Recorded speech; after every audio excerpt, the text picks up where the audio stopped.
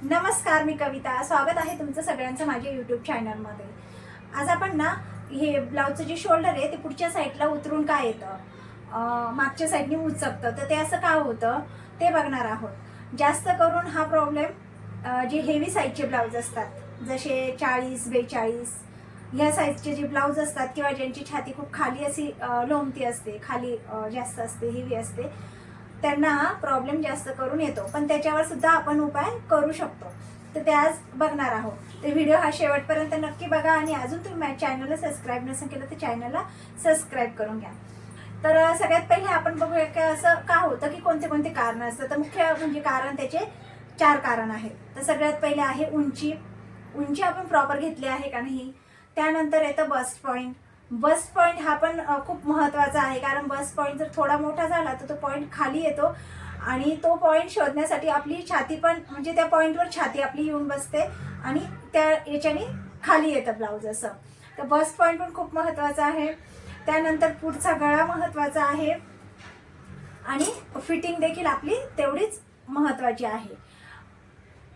तर आपण आता एक एक करून त्याची कशा प्रकारे आपण माप टाकले पाहिजे ते आपण बघूया. तर सगळ्यात पहिले मी तुम्हाला सांगून देते की बस्ट पॉईंट म्हणजे नेमकं काय.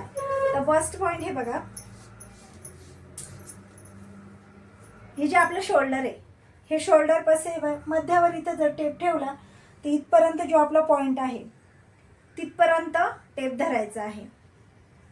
आपल्याला आपला बस्ट पॉईंट भेटून जातो. किंवा कस्टमर जे आपल्याकडे आले असतील, बस्ट पॉईंट हा मोजूनच घ्यायचा आहे. कटोरी ब्लाऊज असो, प्रिन्सेस कट असो, 4 टक्स असो, कोणताही असो, बस्ट पॉईंट हा मोजून घ्यायचा आहे. तर अशा प्रकारे हा बस्ट पॉईंट आहे. आता एकदा तुम्हाला अपर चेस्ट आणि फुल बस्ट पण सांगून देते. हे बघा, अपर चेस्ट म्हणजे आपलं छातीचं, हे बघा इथे जे माप घेतो ना आपण ते अपर चेस्ट, आणि फुल बस्ट म्हणजे आपलं हे बघा जो छातीचा भाग आहे मेन तो, ते फुल बस्ट. तर अशा प्रकारे हे माप असतात. तर आपण आता बघूया की माप आपल्याला कशी टाकायची आहे. तर बघा, इथं मी 40 साईजच्या मापाची इथं मार्किंग केली आहे. तर सगळ्यात पहिले आपण बघितलं होतं उंची. तर उंचीमध्ये आपल्याला काय करायचं आहे, जेव्हा आपण अंगावर माप घेतो ना तेव्हा पहिले तर प्रॉपर एकदम उंची घ्यायची आहे व्यवस्थित, आणि त्या उंचीमध्ये आपण 1 इंच मिळवतो.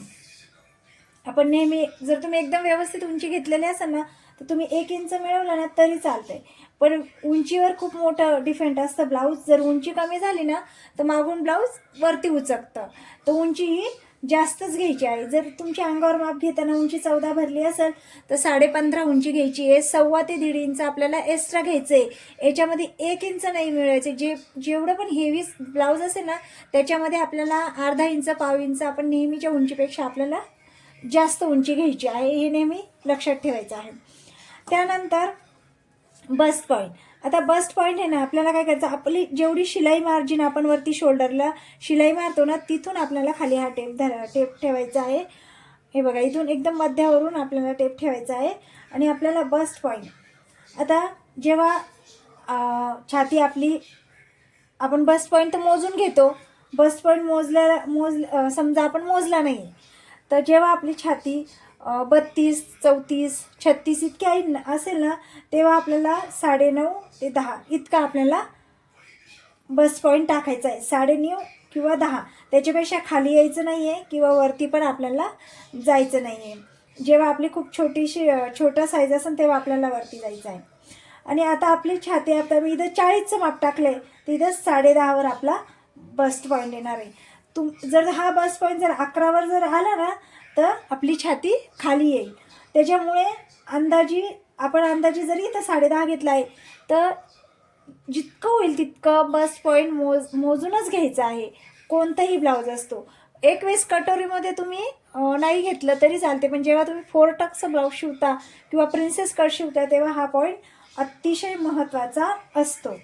तर बस्ट पॉईंट घेतल्यानंतर आता हे दोन्ही बस्टमधलं अंतर, आता दोन्ही बस्टमधलं अंतर जे आहे ना ते आपल्याला, जेवढी पण आपली छाती असेल ना त्याचा आपल्याला 10वा भाग घ्यायचा आहे.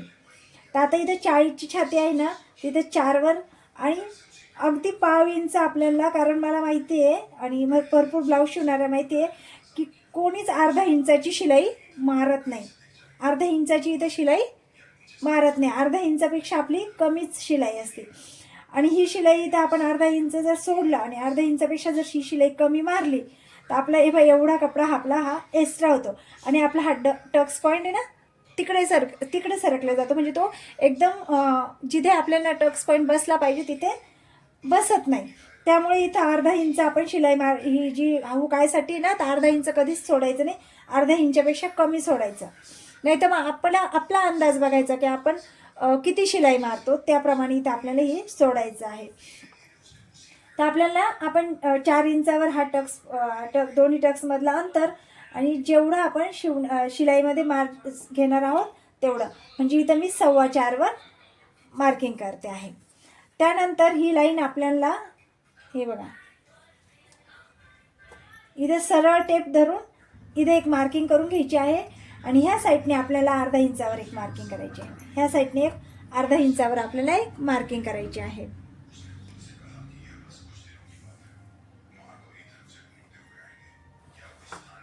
त्यानंतर ही लाईन इथपर्यंत आपल्याला आखून घ्यायची आहे. जेवढं पण आपलं अंतर इथं आलेलं असेल त्याच्यापेक्षा इथं अर्धा इंच आपल्याला हे अंतर कमी घ्यायचं आहे. आता दोन्ही टक्सचं अंतर जेव्हा आपली छाती ना 38-40 जेव्हा 38 पासून सुरू होते ना तिथून आपल्याला हा टक्स आहे ना 3 वर घ्यायचा आहे. 3 वर आपल्याला हा टक्स घ्यायचा आहे या प्रकारे. आता इथं पूर्ण मी मार्किंग नाही करून दाखवत. ह्या गोष्टी हे टक्समधलं अंतर हे जर थोडं जास्त झालं ना त्याच्याने पण आपलं ब्लाऊज आहे ना छातीमध्ये लूज पडतं. आपण काय म्हणतो अरे बापरे 40चं माप आहे, मग हा टक्सचं अंतर थोडं मोठं घेऊ दे म्हणजे व्यवस्थित बसेल. नाही, ह्या अंतर जास्त झालं ना तर इथं आहे ना आपलं हे लूज पडतं आणि त्याच्याने पण ब्लाऊज खाली खाली उतरतं. आता तिसरं म्हणजे पुढचा गळा. जर हेवी ब्लाऊज असेल ना 40-42 इव्हन 38चं तर आपण 7चा जर गळा टाकत असेल ना तर आपण हा 6.5चाच घ्यायचा आहे. अर्धा इंच आपल्याला गळा हा कमी घ्यायचा आहे हेवी ब्लाऊजमध्ये. छाती ज्यांची खूप जास्त आहे किंवा जे आपल्याला कंप्लेंट करता की माझं ब्लाऊज हे खाली खाली येतं तर त्या ठिकाणी आपल्याला अर्धा इंच हा गळा कमी करून टाकायचा आहे. आणि ही जी गळ्याची रुंदी आहे ना ती पण आपण समजा वरती 2.5 इंच घेतलंय तर खाली 3 पर्यंतच ठीक आहे. 3च्या पुढे आपल्याला जाऊन नाही द्यायची आहे जास्त. तुम्ही 2.5 आणि 2.5 जरी ठेवली तरी चालेल, पण त्याच्यापेक्षा जास्त नाही घ्यायची आहे. फक्त हे अंतर जेवढं घेतलं ना त्याच्यापेक्षा अर्धाच इंच आपल्याला इथं एक्स्ट्रा घ्यायचं आहे, त्याच्यापेक्षा जास्त एक्स्ट्रा आपल्याला घ्यायचं नाही आहे. आता शेवटची गोष्ट म्हणजे फिटिंग. तर फिटिंगमध्ये जर आपण इथं लूज ठेवलं ना ब्लाऊज, कमरेमध्ये लूज जर असला ना ब्लाऊज तर त्याच्यानेही आपलं ब्लाऊज खाली खाली येतं.